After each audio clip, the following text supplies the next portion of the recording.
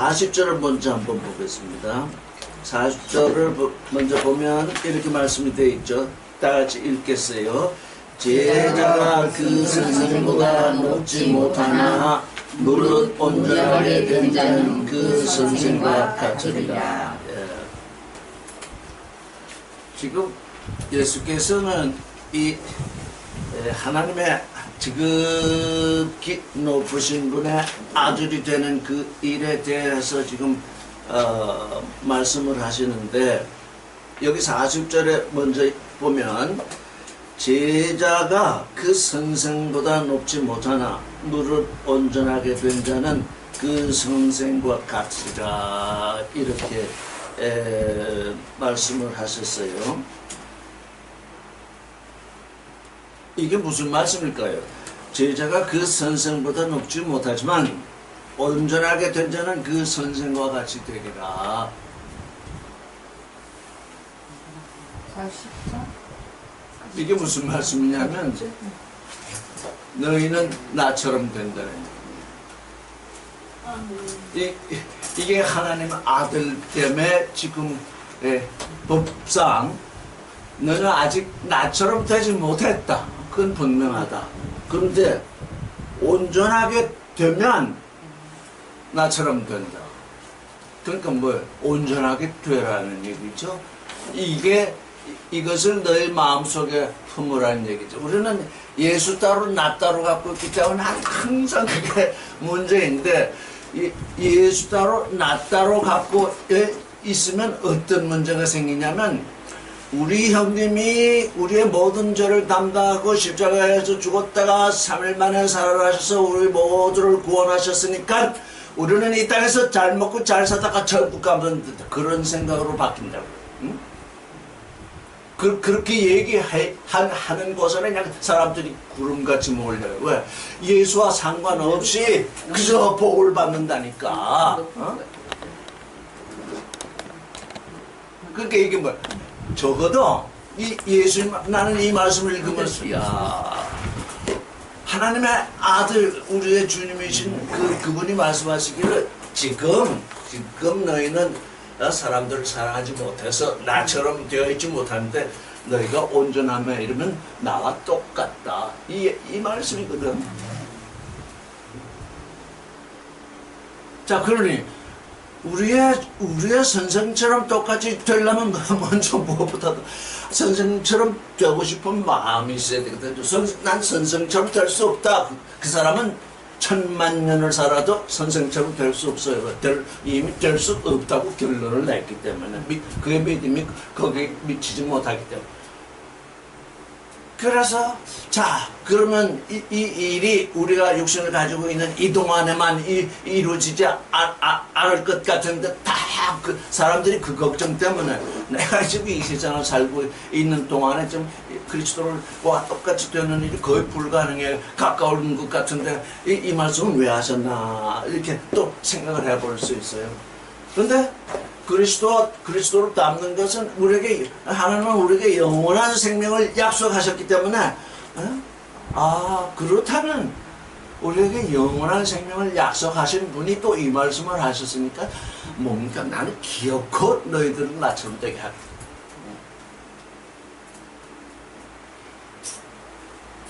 이게 우리 주님이 하시는 말씀. 그런데 그 전능하신 하나님의 말씀을 우리가 듣고 또 하면서도 또 한쪽 구석에서는 난 그렇게 안 될 거야. 한쪽 구석에서 쭉 그러고 있거든요. 그게 우리에게서 떨어져 나가야 돼요. 전능하신 하나님의 아들이 오셔서 약속을 해놨으면, 당신이 약속하신 거니까 이게 언제 내게 이루어질지는 나는 장담할 수 없지만, 당신을 믿는 그 믿음으로 내가 이제 앞으로 나아가겠습니다. 그래서 제가 생각하다 보면서 이게 어떤 말씀으로 성경에 지금 전개되어 있나 했더니, 테레오, 내가 너에게 한 얘기를 전부 가슴에 품고 있어라. 품고 있으면 하나하나 너에게서 이루어질 것이다. 품고 있거라. 이 요한계시록을 읽다가 처음으로 다른 성경 말씀에도 다 그런 말씀이 있는데 그때까지도 원문에 가깝게 읽지 못하다가 이 연의 말씀을 품는 자는 복되다. 테레오 마음속에 품어라. 그런데 번역은 지금 모든 사람들이 보는 번역은 이 말씀을 지키는 자는, 그러니까 또 뭘 지키는 걸로 돼 있잖아요. 마음속에 품어야지. 애기를 다 낳아보소서 하지만 아들이나 딸이나 특별히 딸들은 더 그런 것 같아. 나는 엄마처럼 될 거야. 지금 나는 엄마처럼 되어 있지 않다는 증거죠. 나는 엄마처럼 될 거라고 하는 건 아직 엄마가 되어 있지 못하다는 얘기죠. 그러나 어릴 때부터 난 엄마처럼 될 거야 하는 그 말을 마음에, 그 생각을 마음에 품고 있으니까 결국 엄마처럼 되는 거죠. 그게 테레오입니다. 자, 여기 보니까, 자, 비판하지 말라. 그 앞에서 조금 더 얘기를 해보겠습니다. 아버지 하나님은 어떤 분이냐 하면은, 감사할 줄 모르고, 악한 자들에게 어떻게 하신다고 그렇게 되어 있습니까? 감사할 줄 모르고 악한 자들에게도 인자하시다 그랬어요. 이 세상에 지금 우리가 살고 있는데 하나님께 대하여 지금 두 종류의 사람들이 있습니다. 도무지 감사할 줄 모르는 존재. 이 하나님이 우주를 창조하시고 제일 마지막 날 사람을 창조하시고 모든 우주에 이것을 사람에게 다스리라고 주시고 음식을 주시고 살 것으로 주셨는데 오랜 크로노스로 오랜 시간이 흘러가다 보니까 이게 하나님이 창조하셔가지고 우리에게 주어진 건지 이게 우주가 빅뱅을 통해서 스스로 나서 우리에게 온 건지 도무지 지금 근원을 모르게 됐다고요. 그래서 우리가 지금 이 성경을 창세기를 읽는 것이 얼마나 복된 것인지, 이게 온 우주를 하나님이 창조하셔가지고 우리에게 그냥 주셨구나. 그러니까 우리에게 주신 그것 때문에 우리는 내가 창조하지도 않았고 나 자신이 하나님을 창조하셨고 그걸 주셨으니 늘 감사하게 지내야죠. 세상 사람들은 감사할 줄 모르고 공짜는 없다 그래서 공짜 점심은 없다 그래. 공짜 점심은 없다 그래서 돈 내고 점심을 먹는데 그 점심을 만드는 재료들은 전부 하나님이 창조하신 거거든요. 그들은 공짜로 받아가지고 돈 받고 팔거든요. 모두가 그러고 있잖아요. 그래서 우리가 창세기를 이제 검토하다 보니까 우리는 먼저 감사할 줄 아는 존재. 내가 여기 와 있는 거, 내가 여기 와 있는 게 이게 보통 일이 아니다. 왜? 온 우주보다도 귀하다고 이미 예수 그리스도께서 우리를 향해서 선포하셨으니까 너희는 온 우주보다 귀하다. 그렇게 우리를 창조하셨다. 그러니 그것 감사해야 되고, 그렇게 창조하셨을 뿐만 아니라 이 온 우주를 우리가 그냥 거저 주셨으니 감사해야 되죠. 그래서 감사할 줄 알게 된다면 우리가 이제 창세기를 공부한 보람이 있는 거죠. 이게 우리에게 주시려고 그렇게 창조를 하셨구나 하는 걸 우리가 알 수가 있죠. 그 다음에 악한 자라는 게 다른 게 아니라 선악지식으로 사는 자. 선악지식으로 사는 자 중에서 가장 선하다고 하는 사람이 가장 악하거든요. 왜? 가장 선하다고 하는 사람은 하나님을 가장 미워하는 존재이거든요. 자기가 선한 줄 아는 사람은 하나님을 가장 미워한다.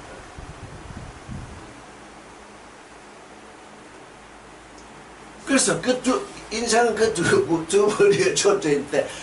그래도 하나님은 눈 하나 깜빡 안 하고 인자하시다.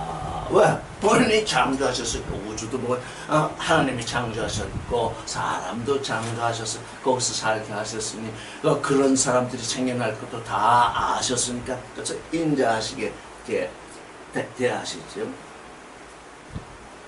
그러니까 에클레시아, 우리가 교회라고 번역되어 있는 그 에클레시아는 에크칼로 불러내다에서 나온 건데, 불러냄을 받은 사람은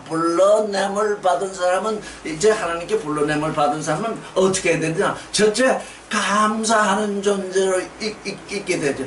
그냥 마음속에 감사가 넘치게 되면 하나님께 가까이 가게 돼 있어요. 하나님이 창조하신 그 일에 대해서 이건 이렇고 저건 저렇고 자꾸 거기다가 시비를 거는 사람들이 많죠. 하나님이 선하시면 이 세상이 이렇게 움직이겠냐 그러면서 자기의 선악 지식을 따라서 하나님을 판단하고 있죠. 하나님을 판단하는 그것이 가장 악한 것이거든요. 그 판단을 통해서 또 사람을 판단하게 되죠. 그래서 너희는 이 36절은 뭐라고 돼? 너희 아버지가 자비로우신 것 같이 너희도 자비롭게 되어라. 그렇죠? 하나님은 우리를 불러내신 이유가 뭐냐? 내가 너희 인생들을 향해서 자비로운 것처럼 너희도 서로 간에 자비로운 존재가 되어라. 이 자비로운 존재, 우리가 지금 하나님을 믿는 존재들은 영원한 생명을 이제 가지게 되는데, 영원한 생명을 가지는 존재는 어떤 존재냐? 세상을 초월하는 존재거든요.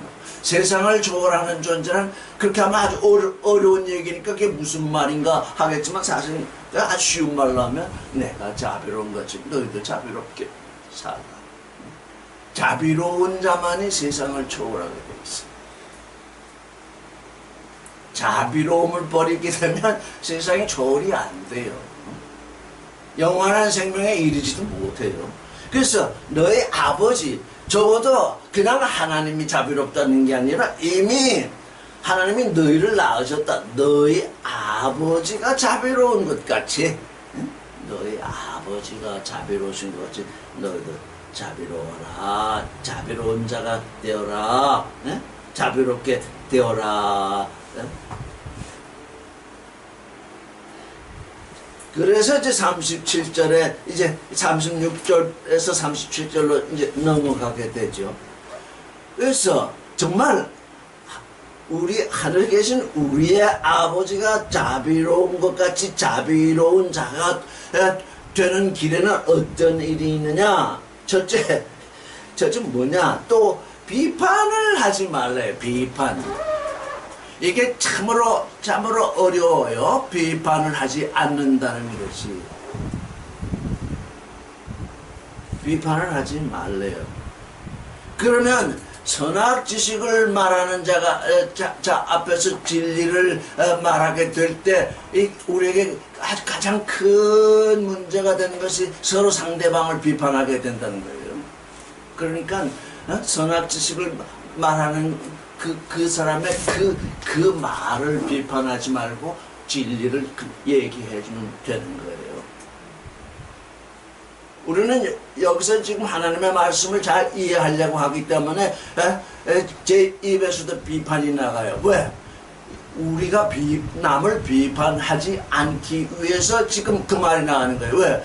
어떤 것이 비판인 줄을 알아야 되니까. 그래서 우리 간에도 간혹 트러블이 있어요. 자매 간에, 형제 간에. 왜냐면 무슨 얘기를 하다 보면 전혀 생각지도 못한 점이 나오고, 그것에 대해서 서로 다른 생각을 하기 때문에, 다른 생각을 하고 있기 때문에 나는 내 생각을 말하고 또 다른 사람은 다른 사람을 생각을 말하게 되면 그때 그 순간 끝내야 돼요. 그거 제목이 되면 왔다 갔다 하면서 서로 상대방을 비판하게 된다. 여기서 서로 생각이 다르구나.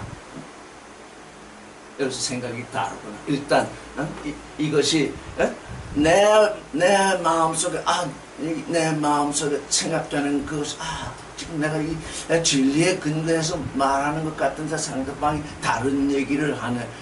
그 순간 그에게 얘기해서 그걸 납득시킬 수 있냐면 전혀 불가능합니다. 왜? 이미 다른 마음을 품고 있기 때문에. 그냥 거기서 끝내야 돼. 그냥 지나가야 돼. 됐습니다 하고. 그걸 논쟁하게 되면 아무 소용이 없어. 그거 논쟁하면 어떻게 돼요? 서로 비판을 하게 되는 거예요. 서로 비판을 받는 거예요. 우리가 어쩐지 모르게 자꾸 비판을 받거나 비판을 하는 얘기가 나올 때에 거기서 멈춰야 된다. 왜? 상대방이 내가 비판을 하는 걸 멈추고 하면 더 비판하고 싶어도 비판하지 않게 되니까 그를 살리는 거예요. 자꾸 얘기하면 상대방이 자꾸 기가 올라가지고 얘기를 하겠죠. 그거는 하나 보탬이 안 돼, 우리에게. 그래서 비판을 받지 않으리라. 비판받지 않는 게 상대방에게 비판받지 않는 것보다도 하나님께 비판을 받게 되죠. 왜? 비판하지 말라고 그러는데 자꾸 서로 비판하니까 그게 결국 누구에게 비판받게 되냐면 하나님께 심판받게 되는 일이에요. 우리가 하나님의 아들인데 아버지께 비판받는 일은 너무나 엄청난 일이죠. 그래서 너희 간에 지금 아버지가 너희가 너희 안에 한 아버지가 계시니까 너희는 서로 비판하는 존재가 되지 말고 서로 격려하는 존재가 되어라. 정죄하지 말라. 아예 너는 지옥에 떨어진다. 이런 소리 하지 마라. 누가 구원될지 누가 어떻게 알아요? 그냥 그 하나님을 지극히 반대하던 사람들이 구원되면 또 하나님을 향해서 지극히 사랑하는 마음으로 나중된 자가 먼저 되는 이유가 바로 그런 거예요. 그냥 예수 그리스도 하나님 이름만 나와도 그냥 입에 거품을 불던 존재가 어떤 경로를 통해서 하나님을 믿게 되면 그 하나님을 욕하고 예수 그리스도를 비판하던 거기로부터 돌아섰기 때문에 또 그만한 열심으로 하나님을 향해서 사랑하게 되니까 나중된 자가 처음 되는 일은 항상 일어난다고요. 그러니까 그걸 어떻게 그에 대해서 정죄를 하겠어요? 그래서 정죄하지 말라. 그러면 너희가 정죄되지 아니하리라. 그러면 어떻게 하냐? 그러면 용서하라. 그래서 용서하면 용서되리라. 먼저 용서하는 건 그래서 내가 나를 용서해야 돼. 내게서 비판이 나오고 정죄가 나왔는데 갑자기 이거 내가 지금 비판자가 돼 있고 정죄자가 돼 있구나 하면 나를 바라보면서 내 속사람으로 하여금 나 그 사람을 용서하게 해줘야 돼요. 이게 우리 사람들은 뭘 한 가지 테마를 잡으면 그게 사람 사이에 끝이 날 때까지 그거를 붙들고 있어요. 그러지 말아요. 지금 우리가 이제 이 하나님의 아들들이 되어 있기 때문에 이제 이 세상을 초월해야 되거든요. 그래서 오늘 오면서 세상을 초월한다는 그것에 진면목은 어디에 있느냐? 그게 부활의 믿음이다. 그냥 남의 나를 비판할 때 그냥 그 사람 내가 그 사람을 비판하지 않는데 그 사람은 계속 나를 비판한다. 그럼 그거 받아줘야지 어떻게 하겠어요? 피하든 둘 중에 하나겠죠. 그때 나 그 비판 받을 때 나는 죽는 존재죠. 그냥 받아주는 거니까. 그 비판을 받다고 해서 그가 나를 비판하는 것처럼 내 존재가 그렇게 되느냐 하면 아니죠. 나는 그걸 통해서 부활하는 존재죠. 그래서 우리의 부활의 믿음은 이 모든 것을 용서할 수 있죠. 우리가 우리에게 죄진 자를 사하여 준 것 같이 우리의 죄를 사하여 주옵소서. 그게 인자들의 기도잖아요. 우리들의 기도잖아요. 그래서 여기도 바로 그렇게 말씀이 나왔죠. 용서하라. 누가 너를 비판하거나 정죄하거든 용서하라. 그러면 너희도 용서될 것이다. 그렇지 않고 맞대면 하면 결국 하나님의 자녀의 삶이 아니잖아요. 지극히 지극히 높으신 이의 아들이 아니잖아요. 지극히 높다는 건 뭡니까? 이 땅을 초월하는 존재로 우리가 나아간다는 거잖아요. 세상은 내게 욕하면 나도 맞대면서 욕해야 하지만 남이 나를 비판하고 정죄하고 욕할 때 나는 그냥 용서해주면 되는 거죠. 이미 그 앞에서 그 사랑에 대해서 얘기를 했죠. 그래서 너희는 너를 사랑하는 자를 네가 사랑한다면 너는 아직 죄인이다. 왜? 하나님께 하나님의 은혜를 받고 들어와서 도대체 회개한 것이 없다는 거예요. 나를 사랑하는 자를 내가 사랑하게 되면 그거야. 그 사람들이 말하는 인지상정이 돼서 그건 누구든지 할 수 있다. 그건 하나님께 부름을 받아가지고 죄사함을 받은 그 은혜를 받은 존재의 삶이 아니다. 누가 너를 미워할수록 그를 잘 대해줘라.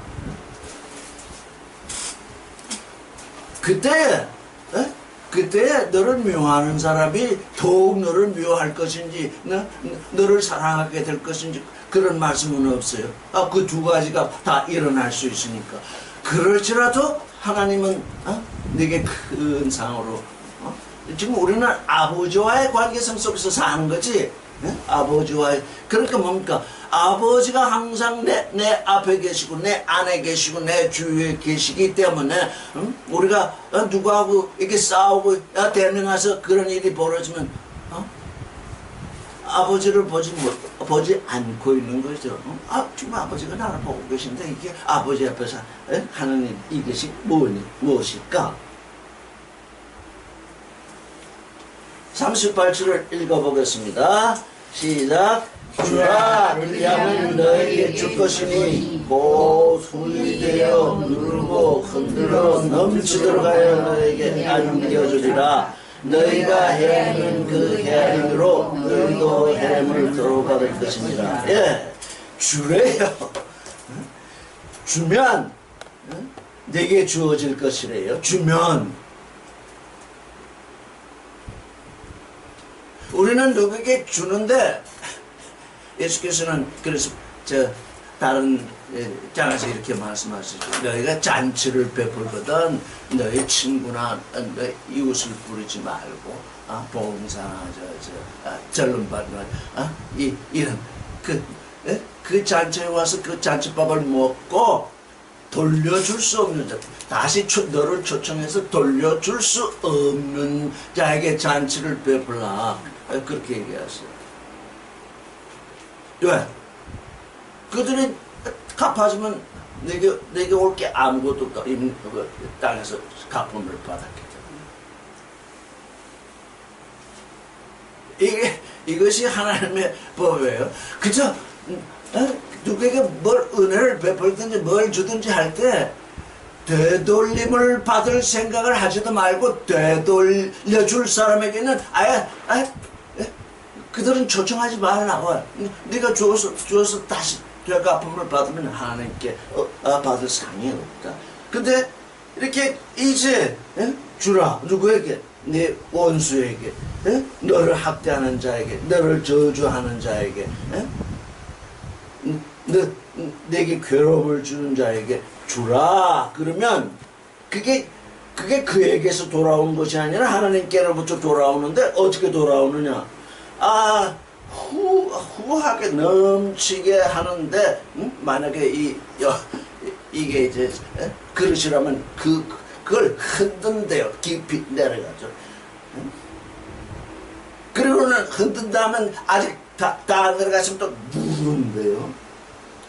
그리고 넘치도록 해서 너에게 안겨주시리라.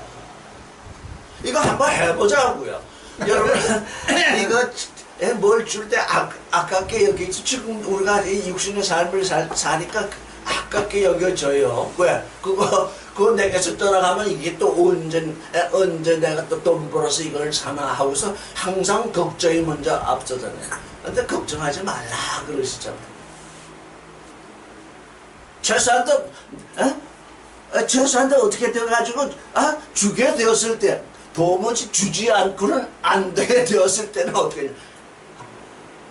주라. 그것도 억지로 피할 건 없죠. 줘야 하게 됐을 때는 마음을 풍성하게 먹고 주자는. 그러는 후이 되어서 누르고 흔들어서 넘치도록 해서 내게 돌아온대. 우리가 우리의 주님, 우리의 주님이란 제장말로 하면 우리의 임금인데, 우리의 임금님이 이렇게 명령하셨어요. 주라. 그러면 내가 후이 돼서 누르고 땜치게 돌려주겠다. 그 주님이 그렇게 얘기하시는데, 우리 주님의 말씀을 듣는 사람들은 도무지 이게 한쪽 귀로 들어가지도 않은 거다. 옛날에는 한쪽 귀로 들어갔다가 이쪽 귀로 나오는데, 이제는 이쪽 귀로 들어가지도 않는 것 같아. 이거 같았으면 안 된다.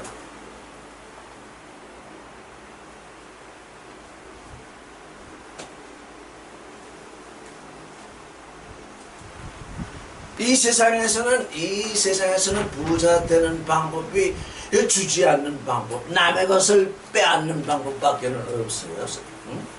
그래야 남게 돼. 그런데 이건 하늘의 영원한 생명에 관한 얘기이기 때문에 이 땅에서 그냥 남에게 줘야 할 것 주지 않고, 남의 걸 뺏고 그저 쓰고 싶어도 그저 애기고, 그러면 좀 남아요. 남기는 소유가 남는다. 근데 예수께서는 뭐라 그랬어요? 오늘 저는 내 혼을 부르신다. 그러면 어떻게 되겠느냐? 그건 내가 그토록 애끼고 그토록 해서 남겼던 그 남의 소유가 되지 않느냐? 그러지 말고 내 존재를 풍성하게 하라. 내 존재를. 우리는 주는 게 꼭 저 물질만 자꾸 물질에 우리의 마음, 우리 그 성경 번역자들이 사람들을 귀신이 되게 한다고. 내 물질이 있는 것에 내 마음이 있다. 이렇게도 내 보아가 있는 것에 내 마음이 있다. 이렇게 다들 그렇게 번역하고 있는데, 새로 나온 그 엉터리 성경들은 내 재물이 있는 것에 내 마음이 있다. 이래가지고 전부 그렇게 번역을 해놔. 내 보아는 누구냐? 예수 그리스도라고. 내 보아는 누구냐? 내 안에 있는 나의 새 사람. 내 보아는, 정말 내 보아는 누구냐? 아버지랑. 네 보아 있는데 네 마음이 있으니까 그분이 말씀하시는 그 말씀대로 좀 살아봐야 되겠다. 살아봐야 되겠다고 하는 것조차 마음에 품지 않으면 될 리가 없어요. 이건 이제 우리의 구원이라는 게 아주 이제 우리의 구원이 땅바닥에 떨어졌기보다 이제 땅속에서 땅속 깊게 들어가 버려가지고 이제 구원이 뭔지도 모른다고요 지금. 존재의 변화. 이게 예수 오신 지 2000년이 넘어가는데, 이 존재의 변화, 이거 이 일이 잊혀진 지가 지금 2000년이 돼가지고, 물론 다 잊은 건 아니죠. 그냥 요즘은 이 세상을 뭐라 그러냐면 자본주의 시대라고 그러잖아요. 자본이라는 게 돈이거든요. 돈주의 시대. 돈주의라는 건 뭐예요? 돈이 주인이다. 이거 하나님을 주인으로 섬긴다고 2000년 동안 해왔는데, 또 사회에서는 돈이 주인이다. 이렇게 이 세상이 바뀌어버렸잖아요. 그래도 그런 가운데 우리 몇 사람 안 되는 사람들은 돈이 주인이 아니고 하나님이 내 주인이다. 이렇게 나서게 되면 대부분의 사람들은 뭐라고 생각하냐?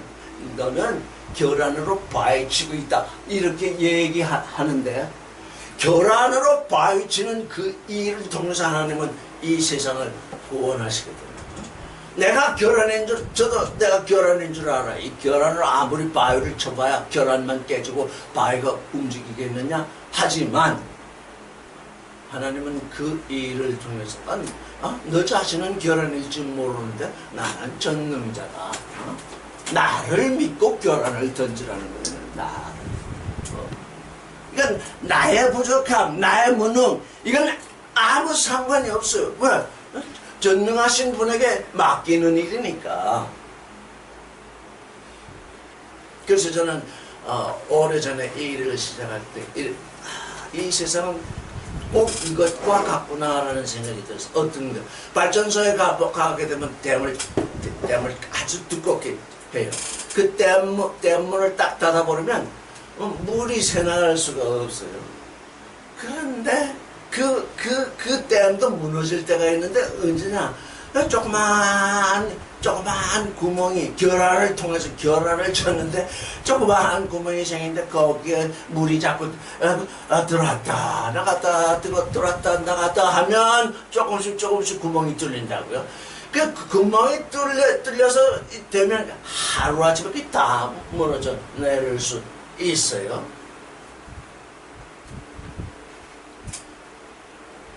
자, 그래서 주라. 우리 38절 다시 한번 읽어보겠습니다. 시작.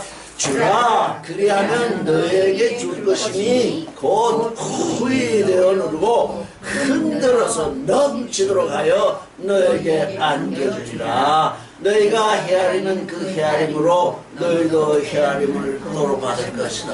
너희가 무슨 자를 가지고 있느냐. 이게 헤아림이라는 게 자예요. 그러니까 내가 어떤 자를 가지고 있는지 모르겠는데 내가 어떤 자를 가지고 이 세상의 모든 것을 재고 있으면 너도 똑같은 그 자로 헤아림을 받겠다. 재물을 받는다. 하나님의 아들의 자를 가지고 세상을 재야 되는데 하나님의 아들이 되었다고 하면서 자는 세상 자를 가지고 재고 있으면 너도 그 자 가지고 헤아림을 그래서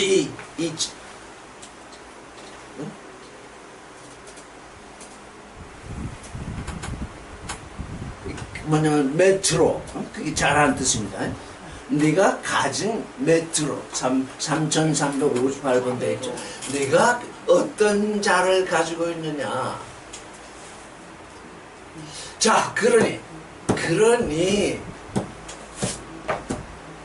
이제 우리는 하나님의 말씀을 품는 자가 되었으니 이제 하나님의 말씀을 품는 자로서 내가 가지고 있는 그 자는 어떤 자라야 되는가. 그게 그 내 안에서 생명이 점점 퍼져나가는 그 생명의 자.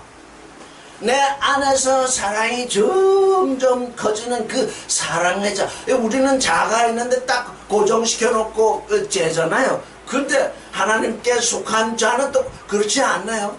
거룩이라는 자가 있는데 그 점점 거룩해진 그 거룩의 자. 진리라는 자가 있는데 점점 자라는 그 진리의 자. 그거 가지고 그래서 왜? 누르고 흔들어 넘치도록 자꾸 해주시니까 우리의 자도 점점 늘어나는 거죠. 점점 커지는 거죠. 그게 뭐예요? 그게 나의 성장이잖아요. 우리의 성장이잖아요. 우리됨이잖아요. 나의 나됨이잖아요. 사람들이 나의 나됨, 그게 무슨 말인지 잘 모르겠다. 이게 다 성경이 전부 나의 나됨에 대해서 얘기하잖아요. 내가 뭘 가지고 재고 있느냐? 육신으로 살려고 하는 생존, 고 가지고 재고 있느냐?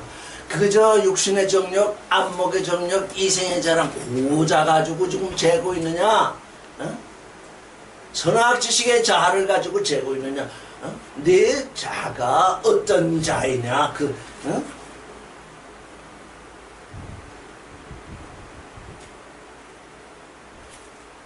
우리의 회개라는 건 다른 말로 하면 뭐겠어요? 자를 바꾸는 거예요. 우리의 회개라는 건 다른 말이 아니고 자를 바꾸는 거예요.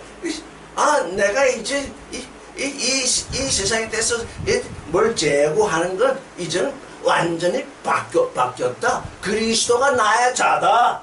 예수 그리스도가 나의 자다. 이렇게 되어야 지극히 높으신 이의 아들이 될 것이다.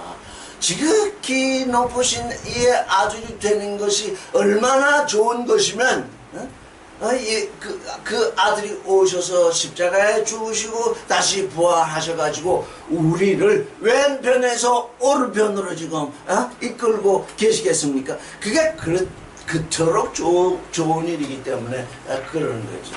근데 우리는 계속 육신의 시공, 우리 육신은 시공이죠. 우리 육체는 시간과 공간에 딱 갇혀 있어가지고 그 시간과 공간 너머를 바라보지 못하죠. 그런데 하나님은 시간과 공간 너머를 바라보는 존재가 되어야 된다. 왜? 내가 시간과 공간 너머에 레시트에서 베레시트 그 근원 안에서 너를 창조했으니까 그 근원 안으로 내가 들어와 보기 때문에 이 시간과 공간 너머에 있는 것이 얼마나 장엄한 것인지 내가 알리라. 그러니 거기에 도달하는 게 뭐냐? 사랑이라는 자다 그러잖아요. 사랑의 자를 가지고 재어보아라. 네가 얼마나 작은 존재인지를. 근데 이게 계속 이 사랑이라는 얘기가 이 기독교인이 된 이후로 저는 종교인이 여러분은 종교인이 아니라고 하지만 일단 다 종교인이 되어 버렸으니까 그냥 종교인이 기독교인이 된 이후로 사랑이라는 말을 한두 번 들어봤겠습니까? 이게 뭐 그냥 수천 번 수만 번 사랑이라는 말을 들어봤는데 그게 머리에는 들어갔는데 마음에는 떨어지질 않아가지고. 머리에는 들어가가지고 이게 사랑에 대해서 논문을 쓰라 그러면 그냥 고린도전서 13장을 인용해가지고 그냥 하늘과 땅에 닿도록 논문을 쓸 수 있겠지만 그건 아무 소용이 없어요. 마음에 떨어진 사람. 근데 이게 가만히 보면 요즘 제가 그래서 그렇구나 왜 사랑을 못하느냐 종교를 인도하는 종교들이 사랑을 베푼 적이 없어요. 그 사람들이 사랑을 베푼 적이 없어서 왜 사랑을 베푼 줄 알았더니 그리스도의 사랑을 받지 않았어요.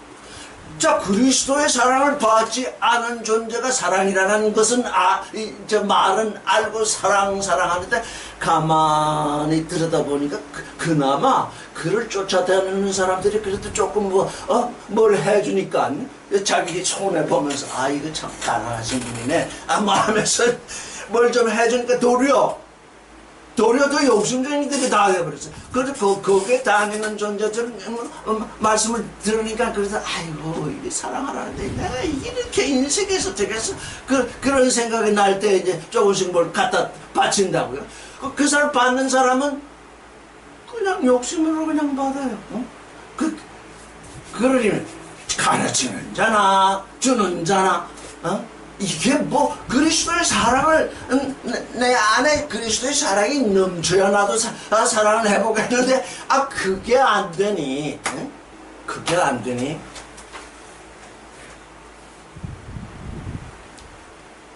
자 그러면 어떡할까요? 먼저 사랑을 받아야죠. 그리스도의 사랑을 먼저 받자고요. 받자 말로만 말라야 하늘 높이 받아 내가 다가오는 건 아무것도 없죠. 그래서 지난주 몇 사람 몇 분이 안 오셨는데 지난주 이 말씀을 드렸어요. 여기 아프지 않은 존재가 아무도 없어요. 저도 아픈 데가 있어요. 그냥 하나님께 소원을 이거 좀 낫게 해주시죠. 근데 하나님은 들어주지 않거든요. 그거 왜 구하냐 그러면서 아더니 야고보서에 말하기를 너희가 구하는데 매 구하는 게 정욕으로 쓰려고 구하지 않냐. 하나님은 네가 정욕으로 쓰려고 구하는 건 들어주지 않는다. 왜? 하나님은 그거 들어주시면 네가 정욕으로 써가지고 넌 아예 버린 존재가 되니까 그래서 주실 수가 없다. 하나님 이제 내가 이걸 구하는 것은 정말 내가 내 형제를 사랑해보고 정말 사랑하고 너 말 못하겠으면 사랑하려고 노력해보고 내 정력으로 쓰려고 구하는 것이 아니라 이제 내 이 병을 낫게 해주시면 정말 이제 사랑하려고 구하니 좀 내게 주십시오. 이렇게 한번 구하라고 내가 지난주 목요일에 왜? 모두가 자기 정력으로 쓰려고 구하니까 하나님은 주실 수 없어요. 왜? 그나마 주지 않으니까 여기 지금 매달려 있는데 다 정말 솔로몬처럼 뭐 영광도 내 거야, 뭐 권세도 내 거야, 나라도 내 거야. 자, 나는 이렇게 건강한 존재다. 내가 이 건강한 몸으로 일을 했더니 한 달에 200만 원씩 번다, 300만 원씩 번다. 이렇게 해서 10년 벌면 얼마나 될까? 이렇게 다 가버리니까 못 주신다는 거예요. 왜 안 구해요? 구하자고요. 구하자. 구하는 것의 목적이 뭐냐? 나 좀 사랑해서 할 수 있게. 내가 너무 약하고, 내가 별이대로 이게 조금, 발 몇 발짝만 걸어도 내가 이게 힘이 들고 하는데, 그럼 내가 어떻게 좀 이게 좀, 움직일 수 있도록, 내 정력을 쫓아서 움직이는 것이 아니라,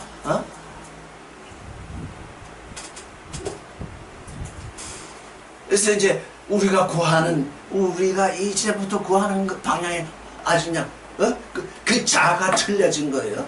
뭐냐? 과거에 그래서 내가 좀 건강했으면 그것만 소원했잖아. 나를 건강케 해주시는 것이 당신의 아들로서 이제 사랑을 실천하는 길로 나가게 되겠으니 그래도 안 되겠습니까? 한번 간구를 해보자. 간구를 해보세요. 이게 우리의 간구가 길이 틀렸어요. 아니 하나님께 간구하지 않은 그 세상 사람들은 그냥 그렇게 많이 주시는데 하나님의 아들인 우리에게는 왜 이렇게 안 주시는가? 너희는 가난한 것이 복되기 때문이다. 그 하늘에 있는 보화를 향해서 가난에 있는 것이 복이 되는 것인데, 적어도 사랑을 향해서 가난해지겠다면 그건 또 다른 일이다. 사랑을 향해서 가난해지겠다고 하는 그 일은 다른 일이다. 나를 향한 일이니까. 그래서 이 가운데 언제 누가 오셔가지고 내가 그냥 맨날 며칠 기도했더니 이게 없어졌습니다. 이제 나는 이제 사랑으로 서겠습니다. 이렇게 좀 간증하는 사람들이 우리 가운데 그냥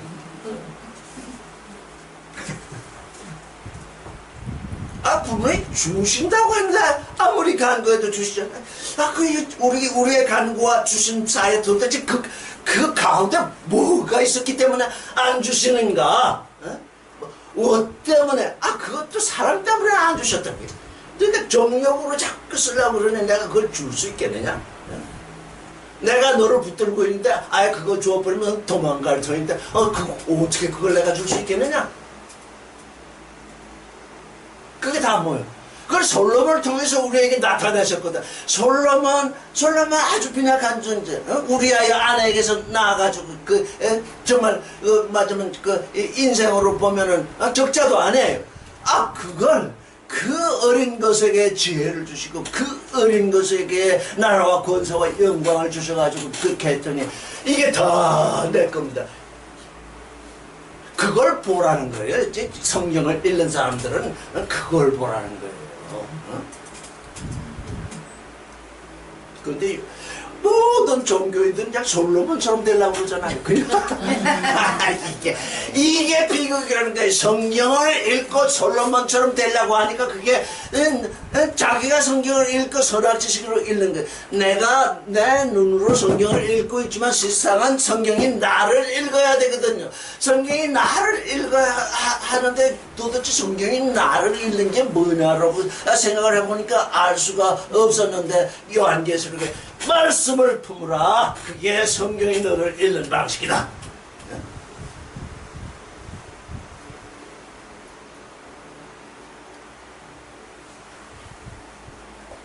39절을 읽어보겠습니다. 시작. 또 비유로 말씀하시되 맹인을 인도할 수 있느냐? 줄이 다 구덩이에 빠지지 아니하겠느냐. 아니, 소경이, 그러니까 이게 뭐예요? 하나님이 그를 사랑하는 자들을 위하여 예비하신 것은 보아도 보지 못한다 그랬어요. 보아도 보지 못하는 자가 누구예요? 맹인이거든요. 보아도 보지 못하는 게 흑 아니에요. 들어도 듣지 못하는 자가 누구예요? 귀머거리잖아요. 그게 공허예요. 지금 창세기 1장 2절을 새롭게 해석하는 거예요, 지금. 맹인이라는 게 뭐냐? 보아도 보지 못한다. 귀머리가 뭐냐? 들어도 듣지 못한다. 식물인간이 뭐냐? 생각해도 생각지를 깨닫지를 못한다. 그래서 혼돈, 공허, 흑암 그 세 가지라는 거예요, 지금. 맹인을 인도할 수 있느냐? 어느 날 얼마나 많은 맹인들이 맹인을 인도하고 있습니다. 보기는 보아요. 이 말씀을 본다고요. 이 말씀을 보는데 자기 눈으로 보는 건 그게 하나님이 보여주시는 게 아니니까 보기는 보아도 보지 못하다 그랬거든요. 보기는 보니까 자기 지식이나 지혜를 통해서 보는데 아주 기가 막히게 해석을 해요. 근데 그건 뭐예요? 맹인의 해석이에요. 보지 못하는 걸. 어느 봉사가 코끼리를 몇 사람이 만졌어. 그래서 한 사람은 코를 만지고, 한 사람은 다리를 만지고, 한 사람은 옆구리를 만지고, 한 사람은 배를 만지는데, 코를 만진 사람은 이렇게, 코끼리는 굴뚝 같구나. 그랬다고요. 맹인이 만져서 이제 자기 손으로 만진 걸 본 것처럼 여기는 거예요. 이거 굴뚝 같구나. 다리를 만졌더니 기둥 같아. 코끼리는 기둥 같다. 옆구리를 만지니까 이거 꼭 담벼락 같다. 코끼리는 담벼락 같다. 이렇게 또 이렇게 밑에 그때 배를 만지니까 천장 같거든요. 코끼리는 천장 같구나. 그래서 그 맹인이 이 손으로 만진다는 게 매우 중요하거든요. 사람들이 경험신앙 하는 게 다 뭐냐면 자기 손으로 만졌다는 거거든요. 자기를 손으로 만졌는데, 코끼리를 만졌는데 뭐예요? 굴뚝같이 만졌고, 다리를 만졌는데 기둥같이 만졌고, 옆구리를 만졌는데 담벼락같이 만졌고, 이제 배를 만졌는데 천장같이 만졌고. 나는 경험신앙, 나는 경험을 통해서 하나님을 압니다. 뭐예요? 코끼리를 집처럼 하는 거죠. 그래서 그 집을 보니까 어떤 집이냐? 굴뚝이 있고, 담벼락이 있고, 기둥이 있고, 천정이 있는, 코끼리는 그런 집과 같은 존재구나. 이게 본 거겠습니까? 못 본 거겠습니까? 맹인을 인도하면 다 이렇게 된다는 것이에요. 그런데 그 자기가 만진 그것에 대해서 얼마나 확신이 가겠어. 자기 손으로 만졌으니까. 이게 아주 이 신비주의랄까? 아니면 하나 만진 사람들 하는 소리 들어보면 전부 맹인이에요. 전부. 나 이 손으로 만졌어. 너 만져봤어? 이러면서 하는데 그게 전부 어디로 가냐? 구덩이로 빠지는 거죠. 이게요. 그리스도를 아는 자는 말씀이 와야지 손으로 뭘 만지는 것이 아니에요.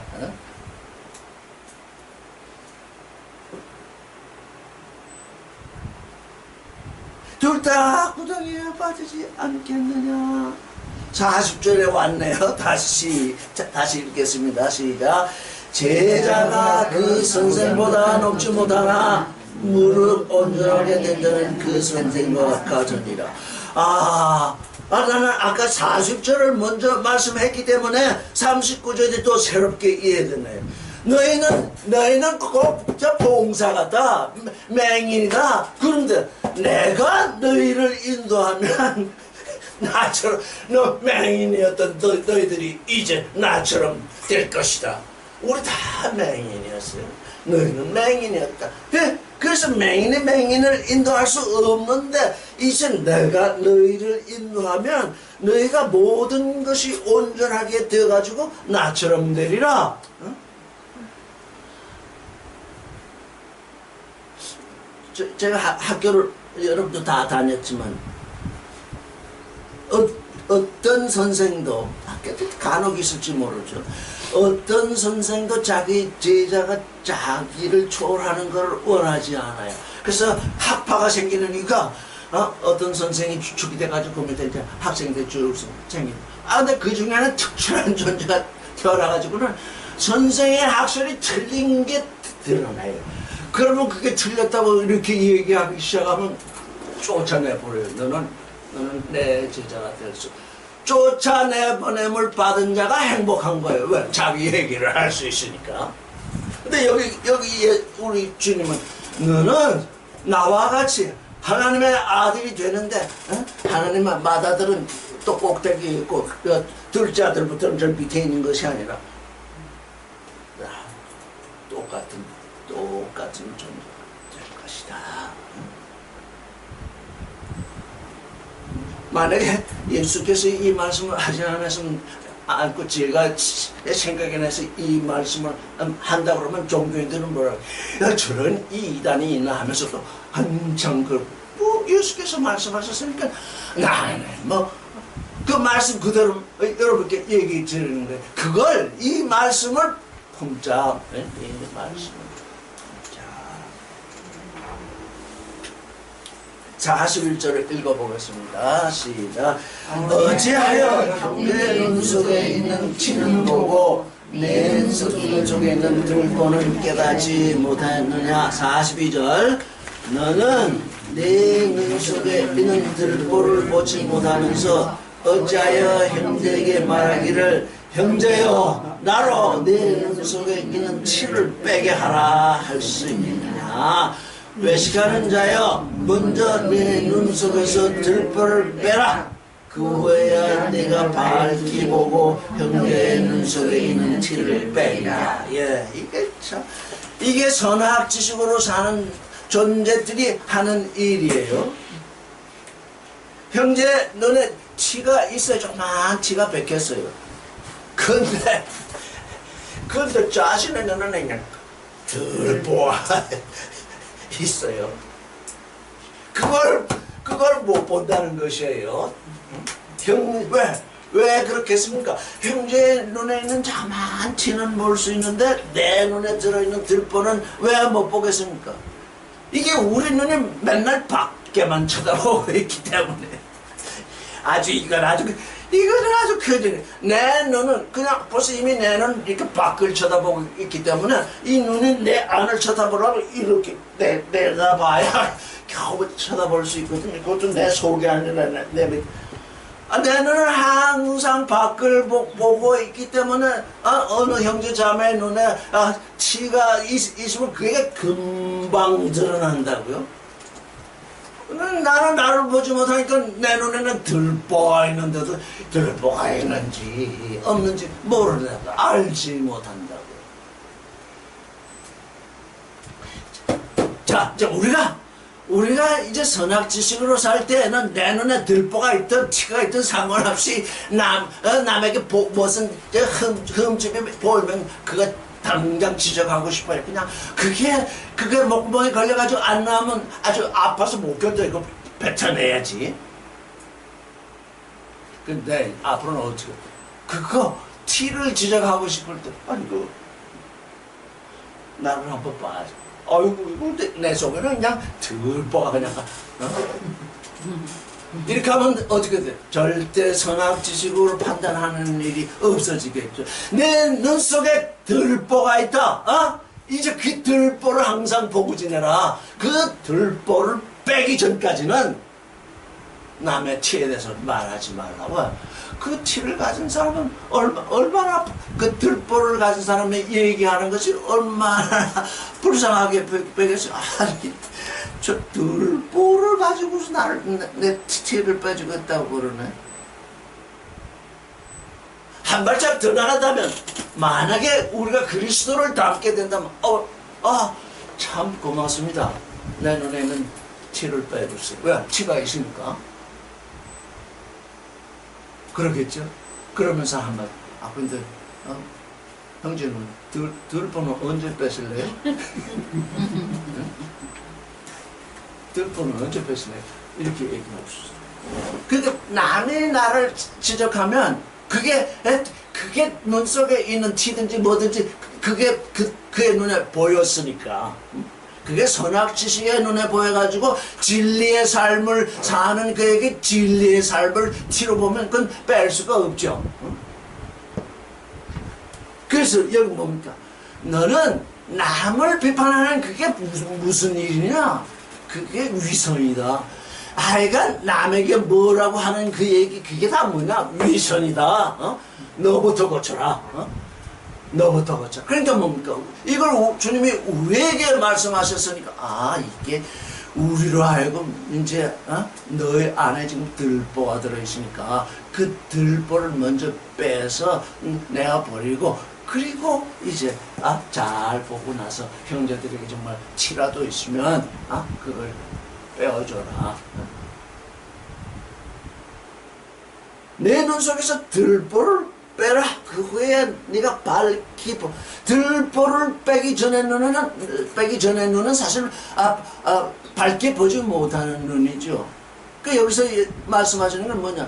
내 눈에 들보가 들어있는데 그 들보를 통해서 상대방을 보고 있으니 내가 상대방의 눈에 치가 들어있다고 보던 것이 들보가 빼지면 그게 치가 아닌 것을 알 수 있을 것이다. 그런 말씀이 되는 거예요. 내 눈에서 들보가 빠져나가면 내가 상대방의 눈에 치가 있는 줄 알았더니 그게 치가 아니네.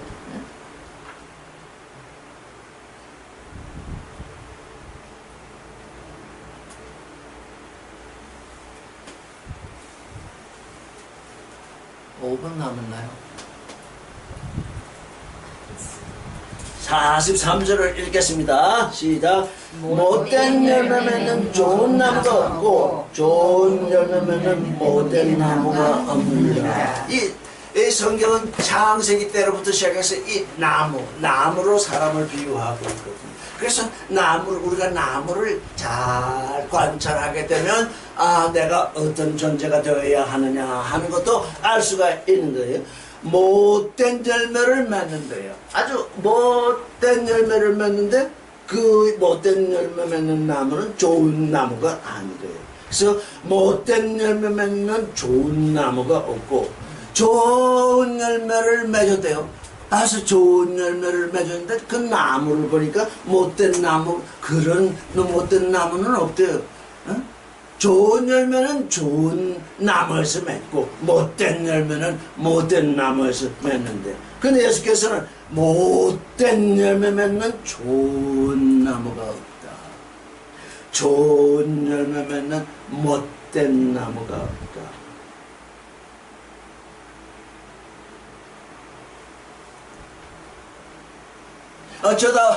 어쩌다 우리는 평생 동안 뭐 이렇게 남을 위해서 뭘 하거나 뭘 한 적이 있는데 어느 날 이상하게 뭔가 그 남을 위해서 일하고 싶은 생각이 나서 그 일을 했어요. 그러면 그건 뭡니까? 못된 나무가 좋은 열매를 맺은 것입니까?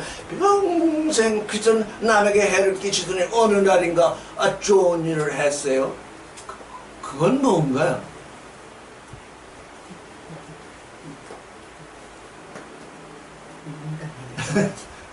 인간이 아닌 거죠. 그건 여러분의 숙제로 하면 되는 게 또 아주 깊이 묵상해야 할 일이 있는 것 같아요. 평생 뭐지 그렇게 지내더니 어느 날 뭐 사람이 변했는지 갑자기 좋은 일을 저 사람이 딱 한 번 그러면 사람들은 뭐라면 저 사람이 너무 많이 들었나? 나도 그렇게들 얘기하거든요. 그래 정말 너무 많이 들어서 그런 것인지.